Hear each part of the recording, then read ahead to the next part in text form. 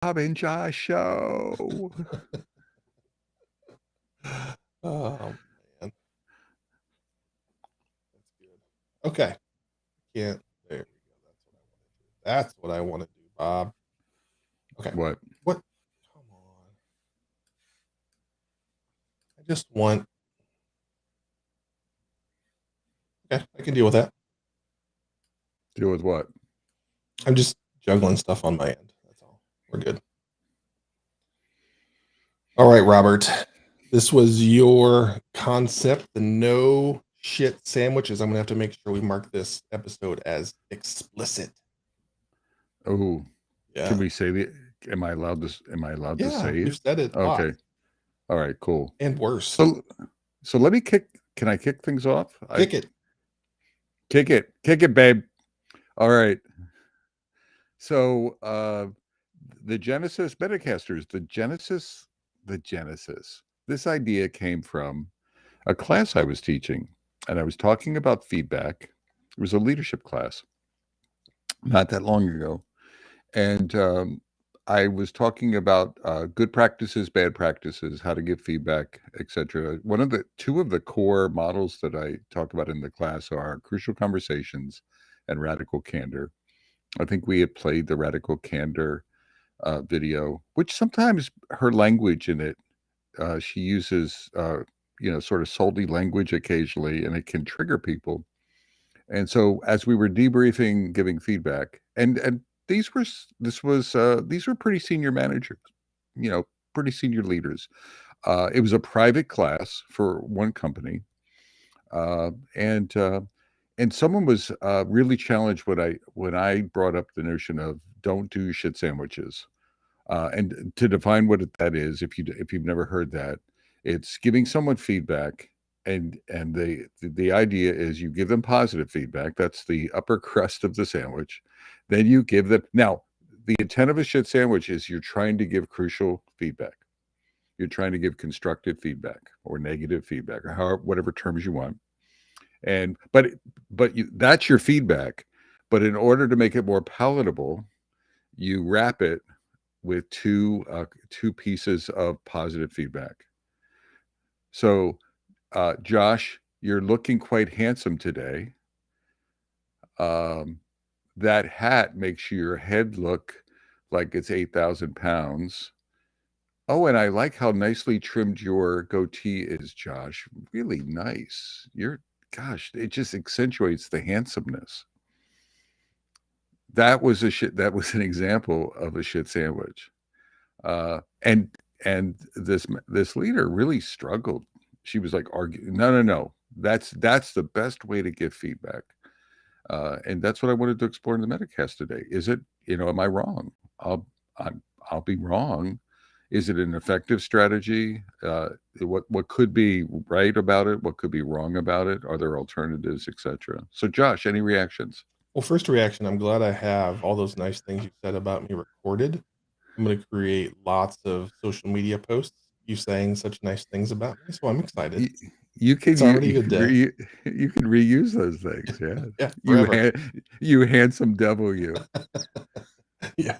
Uh, my response is it's easy and lazy to do a shit sandwich because you aren't fully committed to the feedback. And as a feedback receiver, I then start to question like how much of this are you not willing to actually say? Like what are some of those key points that would be helpful to know and understand, but you're too afraid to say them.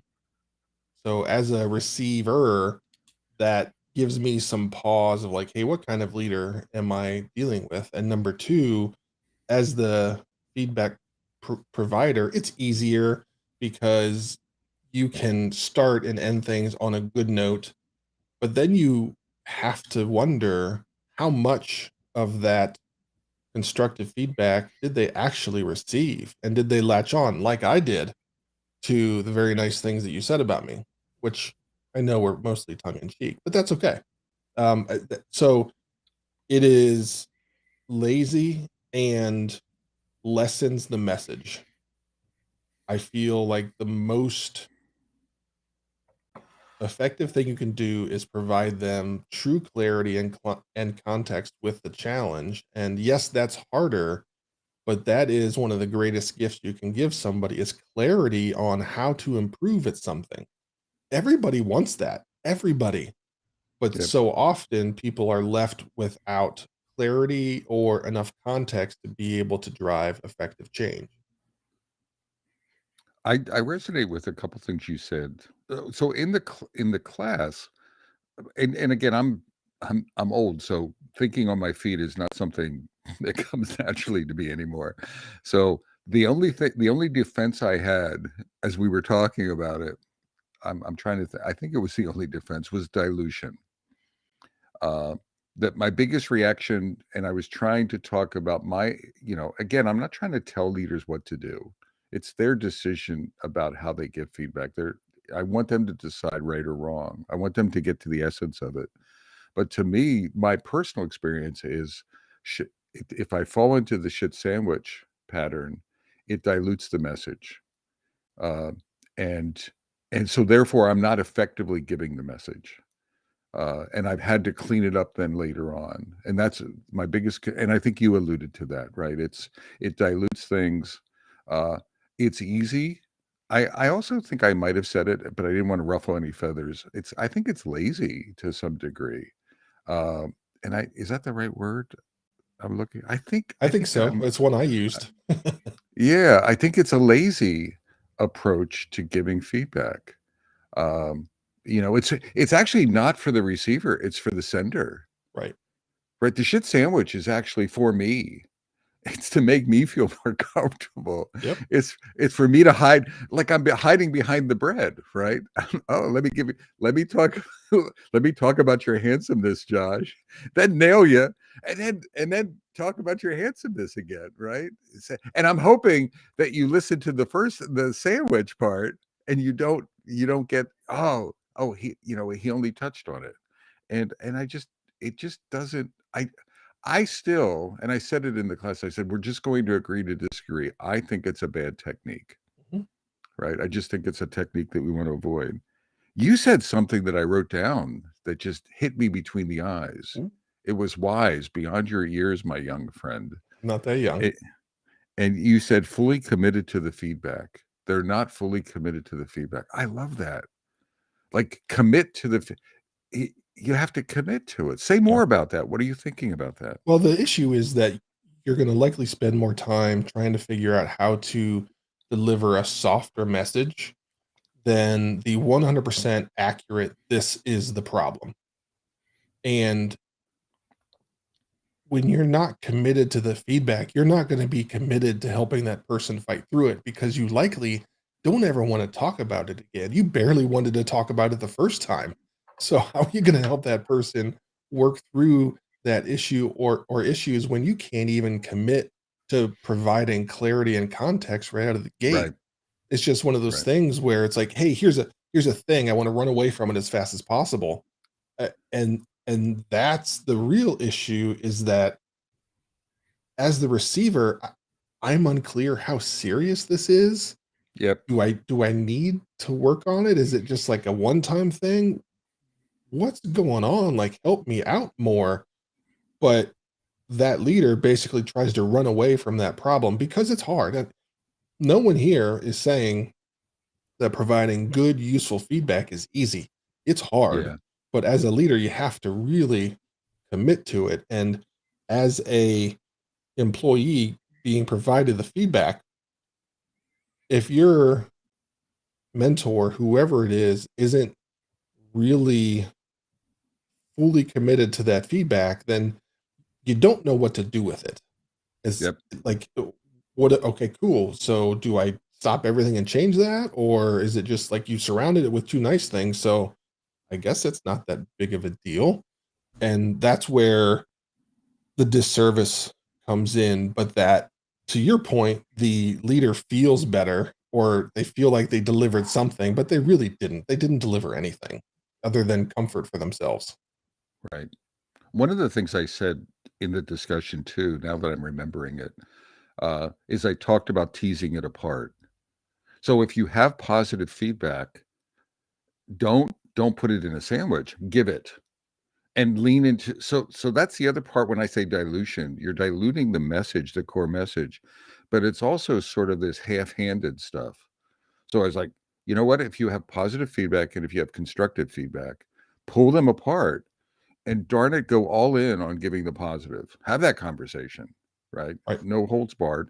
And then if you have constructive feedback, dive in on that as well. So this blending thing concerned me as well. Because you can like for example, let's say you have real positive feedback that you layer the sandwich with. Well, now you've diluted that as well, right? Exactly. Yeah. Yeah. So I was like, don't ever combine them. I mean, I don't know if it's a rule, but give it and give it. Can I Yeah. bounce off a technique I've oh, go ahead. Go ahead. No, just it's frustrating because you see this in a lot of places, and I think one of the not I think I got to stop saying I think things. One of the major pieces of disservice to everybody is the lack of coaching and training provided to new leaders on how to handle this situation. And that just becomes a cyclic, cycle, Cyclical? cyclical. Thank you, Robert. That's one for the archives. A cyclical problem where new leaders don't get that skill, and so now as that employee grows into a leader, they saw what their leader did, so they assume that's what you do, and it just gets out of control, and and you never solve the problem.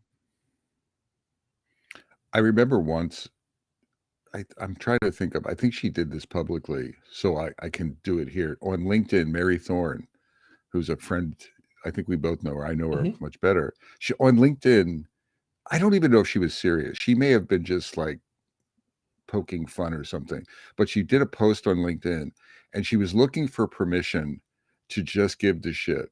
I think the way she framed it was I I'm running out of time. I have a senior leadership position and I don't have the time for sandwiches anymore. So can I just take away the bread and just as I'm walking through my leadership, my organization, can I just drop this shit on people? Um, and actually most of the my reaction to her, I think you're gonna love this, Josh. I think I wrote a blog post about it. But so as a reaction. But my reaction was it's not about the sandwich, it's about the notion of the time, right? And I was like, if you find that you're trimming feedback because you're too busy, like giving feedback to me is one of the most important things, if not the most important thing you can do as a leader. So your time should not factor into the quality of your feedback, whether you're removing sandwiches or not. If you can deliver it effectively in 10 minutes, then that's the right amount of time. If that conversation needs an hour, then you need to invest an hour in it, whatever it takes to have a really good exchange, not to beat them over the head with it, but you owe people the time to do a great job and to give them time to like ask you for clarifying information. Yeah. What any reactions to that? Yeah, the other challenge you're gonna have with that is if you quickly shift into removing the bread, the team's gonna struggle with that a little bit because, like, wait a minute, what's going on here? Am I really in trouble now? Or like, am I like, Exactly. what's happening here? So if you have to make that switch, which you should, make sure you handle it effectively. And I would start off one-on-one sessions with, hey, I look back, I realized there were some issues I had in how I was presenting feedback to you, and I'm trying to change. Here's what I'm trying to change to.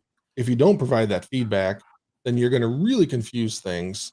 Yep. Actually, not the feedback. If you don't provide that context for why you're changing the way you present things, then you're going to create a ton more problems. And that's a that's a that's a delicate situation that's already delicate. So you're like recursively creating a delicacy within your organization that could like fracture. Yeah, Bob, you like that Recursively creating a delicacy. delicacy in your environment that could ultimately fracture. result in a fracture?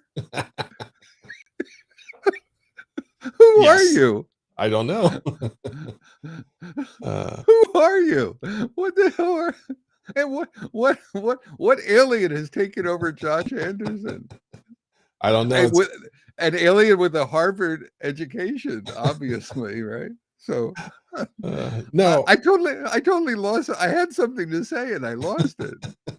You wordsmith you. Well, I got a What thesaurus for Christmas, so I had to put it to good yeah, use. yeah. What was I? Oh my gosh, oh, you said something that was really important that I wanted to point out is communicating how you're going to give. You didn't say it this way, but communicating your style of feedback to the feedback receivers.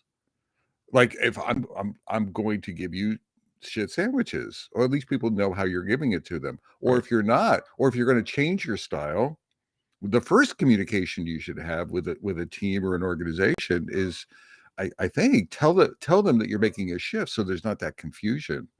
It's going to be like an abrupt jolt. I'm used to getting the sandwich and I have to figure out what was the good and the bad to now I'm just getting slammed between the eyes. It's like that's a really abrupt transition. Tell them you're going to do that and and I think it's really important. Tell them why. Mhm. I'm trying to become clear with my feedback. I'm trying to be more respectful of you. I'm trying to give you feedback that can improve you. And don't do that just on a shift.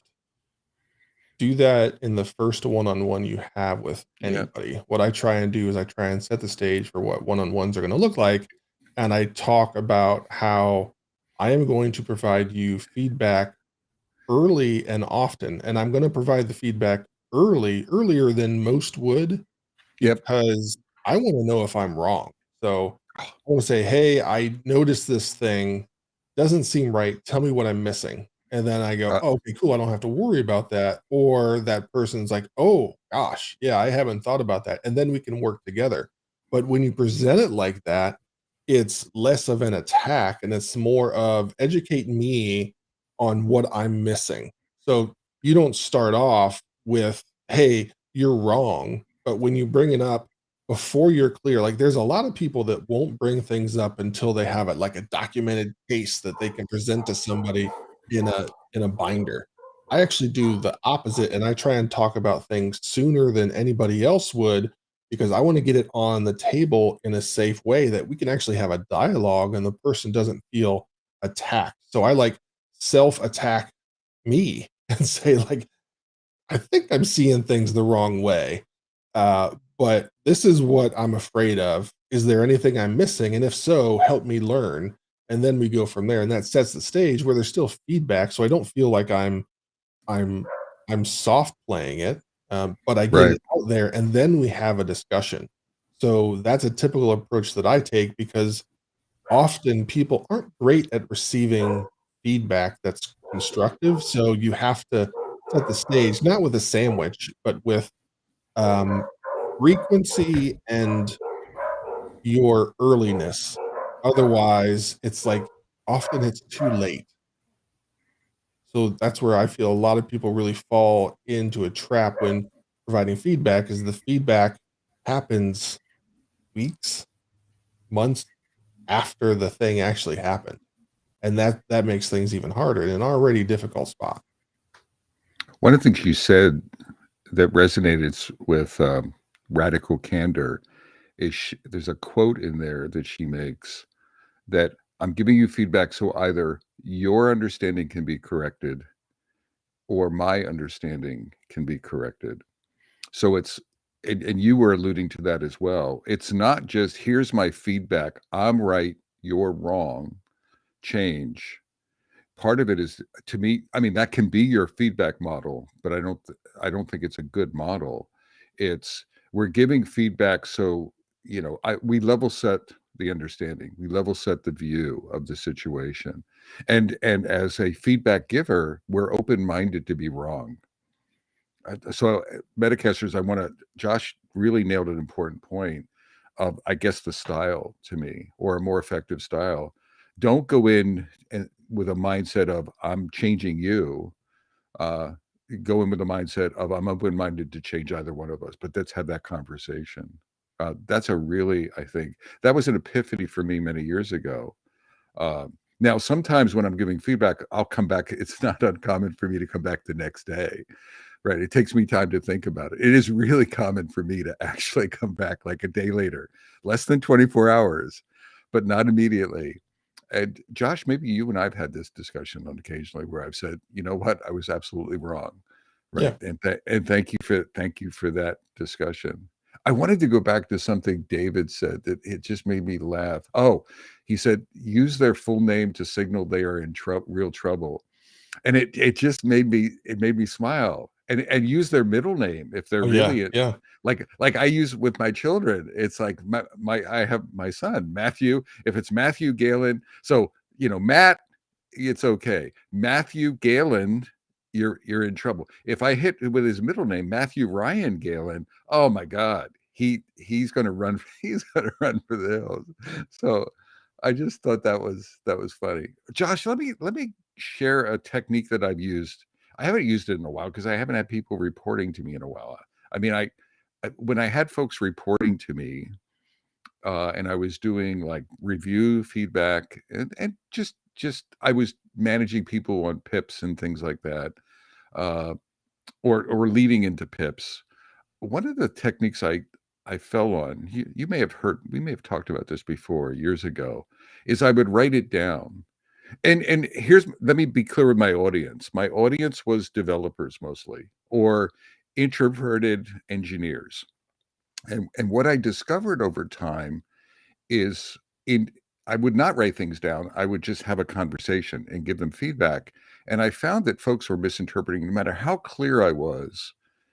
Um, and the real epiphany for me was I was firing someone once and I pulled them into a meeting. And I mean, I had used the F word like a lot in all these conversations.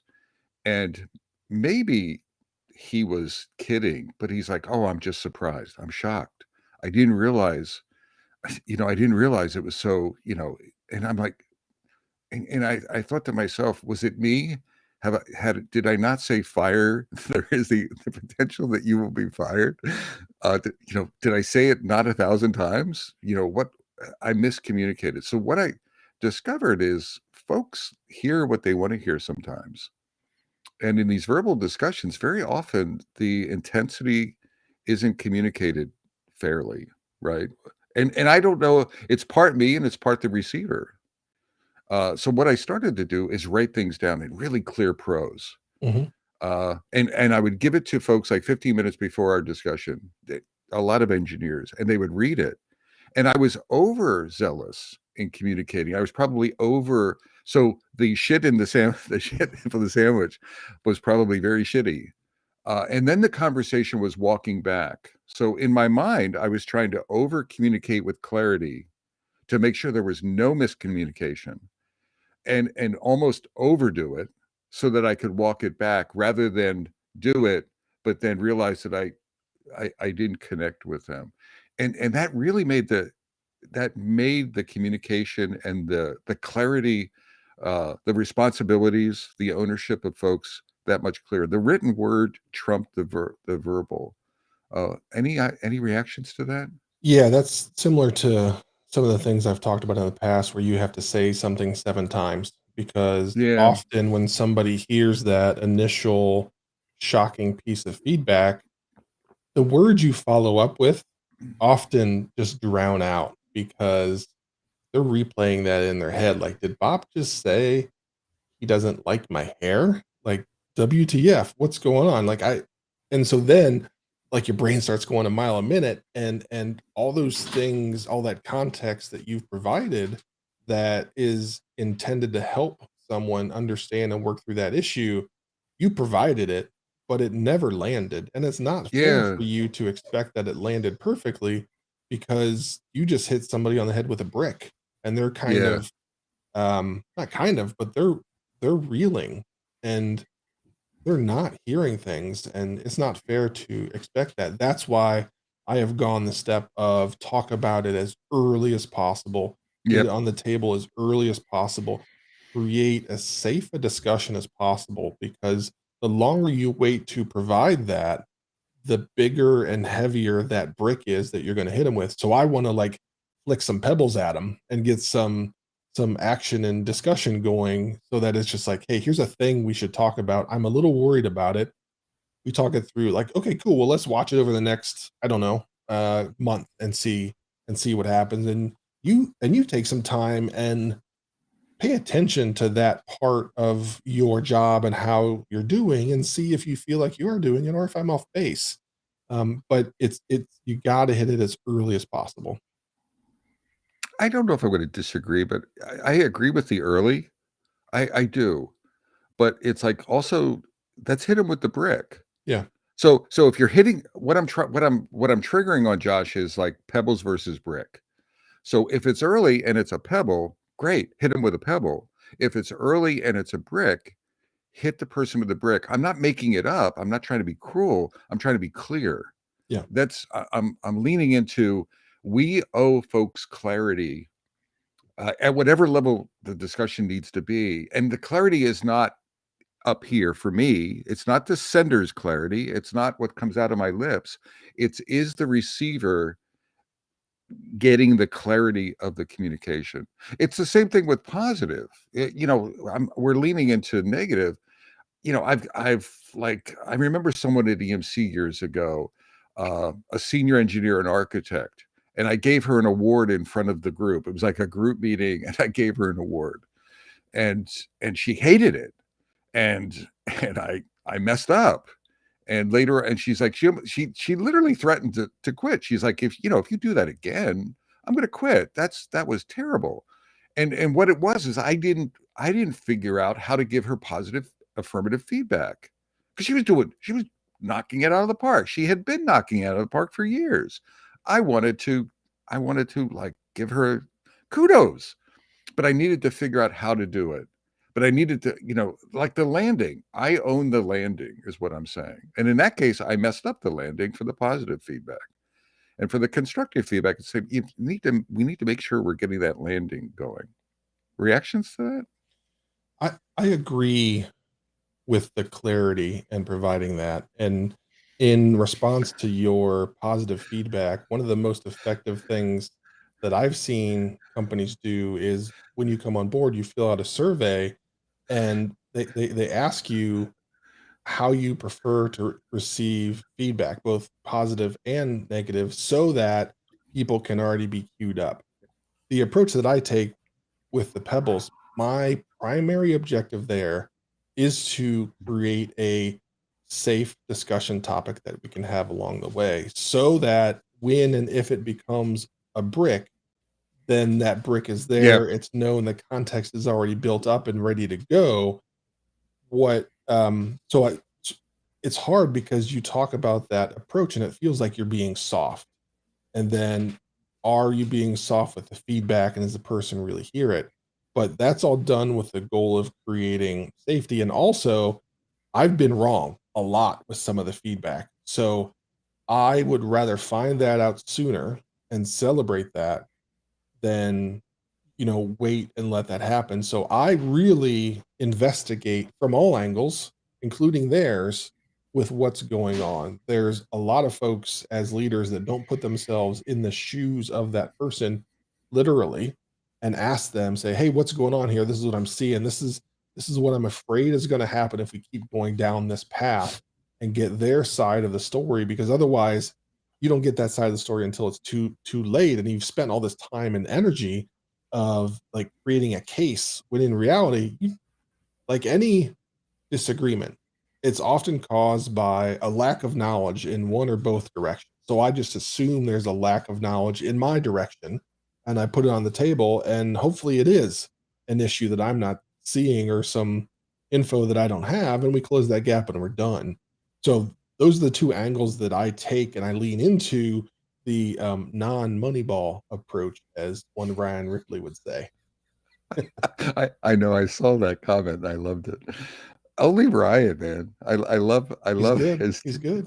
he's good. I love his take. Someone said all crap and no clap, not a good formula for leadership.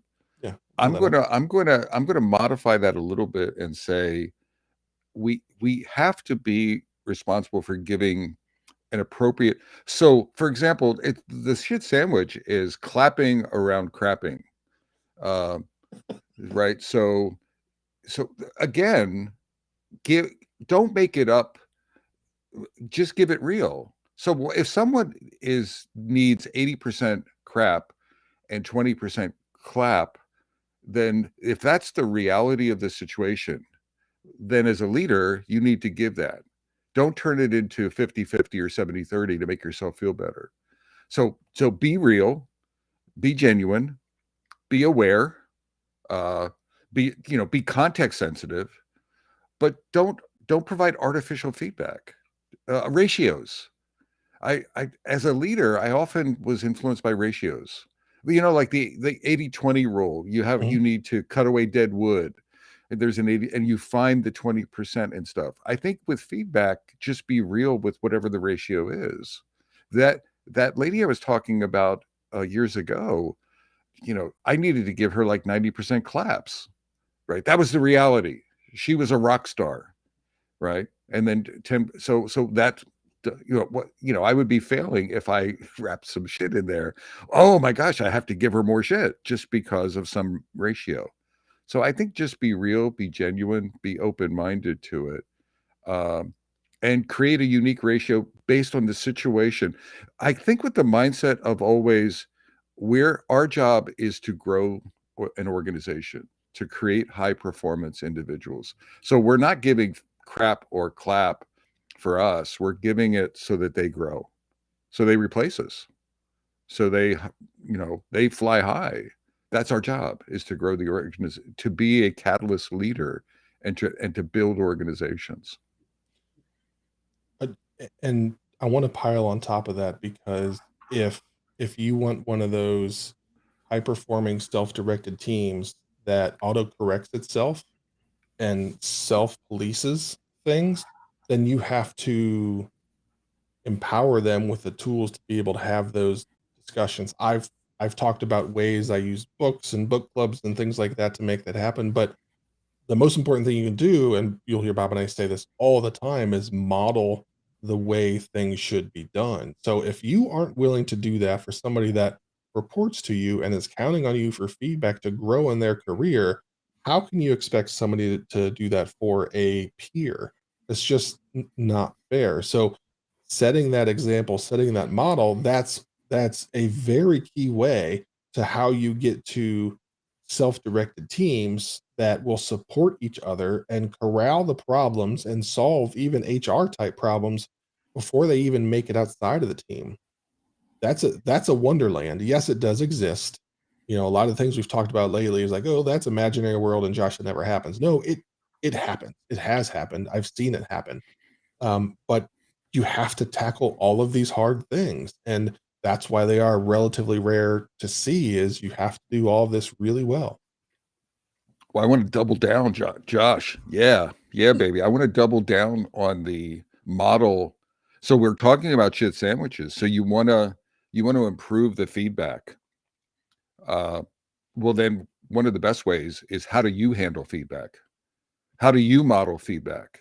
When someone gives you shit, a Mhm. clap or crap, how do you handle it as a leader? I love crap as a leader. I mean, I don't always agree with it. It's not always correct or true. Sometimes it is. I need to be open-minded to it.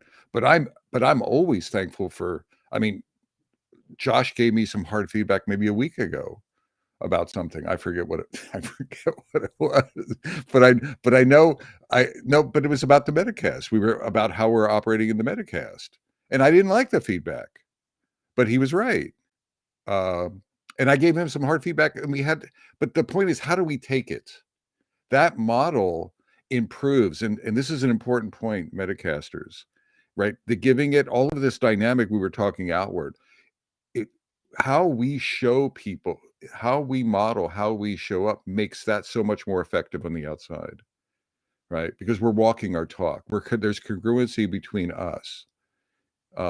So how do we accept it? Do you always push back? I see so many leaders that push back on it or deflect it, right?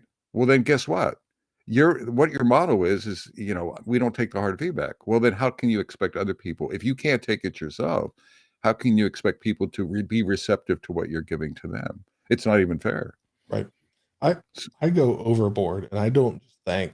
I celebrate in public, and I talk about so and so brought this to me, and it made a huge difference, and I thank them. And Yeah. this is the kind of behavior that we're looking for across the board. And I understand dynamics of hierarchies and things like that, and how that's scary. But so and so just did it, and I want you to see the outcome of that, so that you are encouraged to bring that feedback.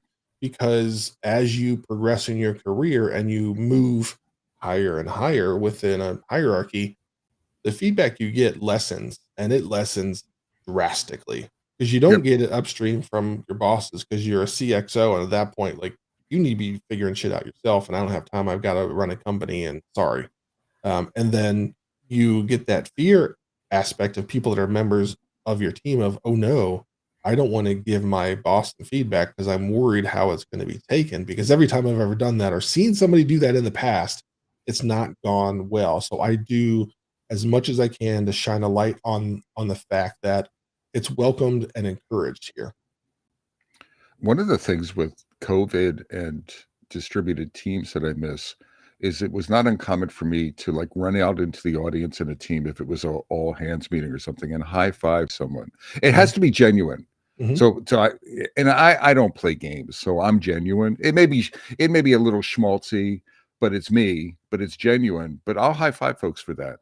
And Yeah. I'm sincere about it. I'm like, thank you for giving me that hard feedback. I disagree with you. You're wrong. I'll explain to you what no, but I really, because it takes courage to give Yeah. that stuff, right? It's a blessing to give it. Otherwise, I don't even know it. And I'm running blind. I have blind spots. And that sets the tone. My behavior sets the tone for the other side. So I really think we're nailing it. I wanted to nail that point.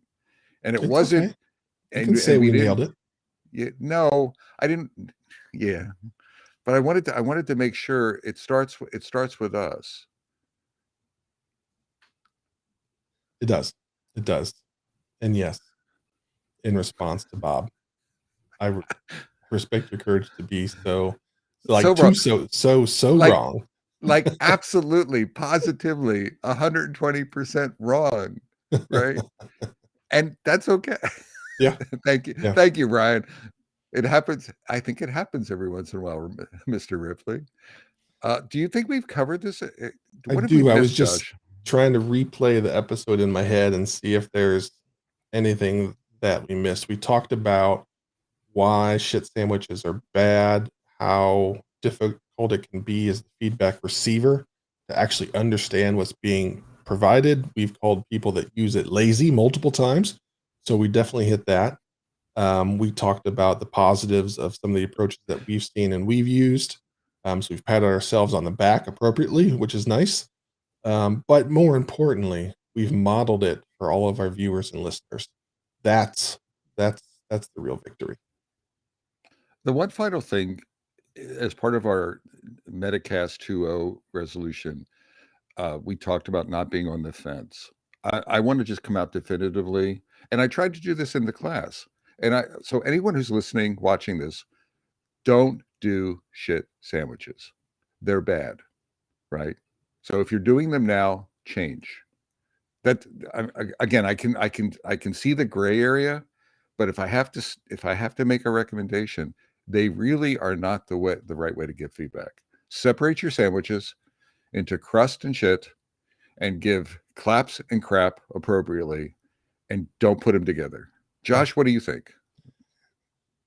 No waffling.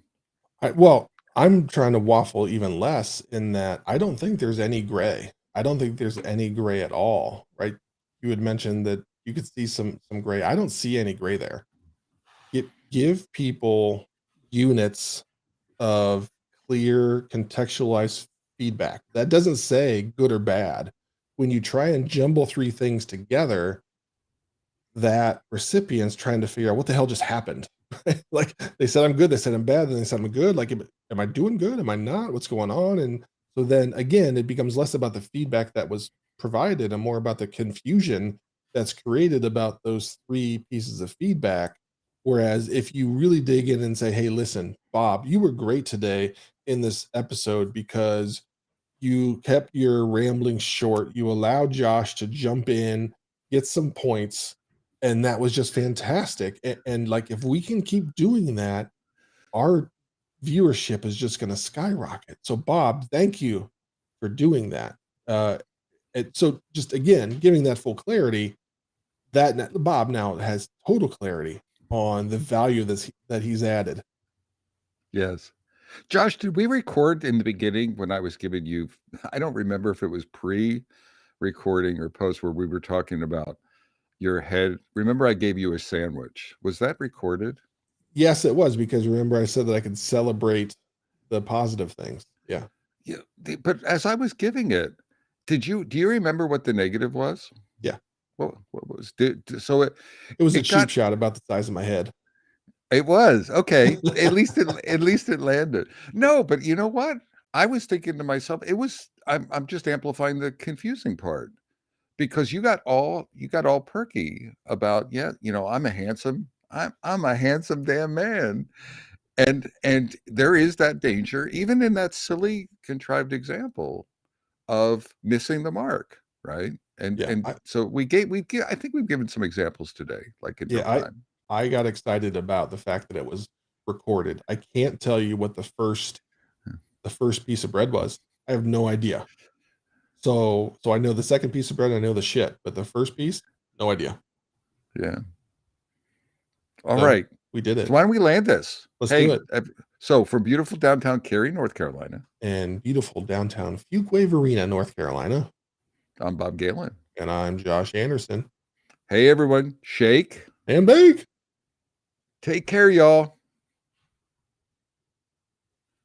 Okay.